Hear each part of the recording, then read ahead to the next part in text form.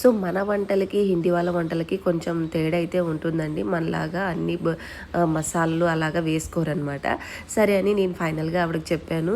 సర్లేండి మీకు నచ్చినట్లుగా మీరు చేసుకోండి అనేసి చెప్తే, ఇంకా ఆవిడనే వాళ్ళకి నచ్చిన అంటే ఇంట్లోనే వెజిటేబుల్స్ అన్నీ కూడా మావే అనమాట. సో అట్లాగా మార్నింగ్, ఈవినింగ్, నైట్ ఇంకా 3 పూటలు మన ఇంట్లోనే భోజనము. ఇంకా పిల్లలకి డైలీ ఈవినింగ్ అయ్యేసరికి పాలనమాట. ఈ నార్త్ ఇండియన్ పాలు బాగా తాగుతారండి పిల్లలు. సో నేను ఇంకా లీటర్‌న్నర అలాగ తీసుకునేదాన్ననమాట.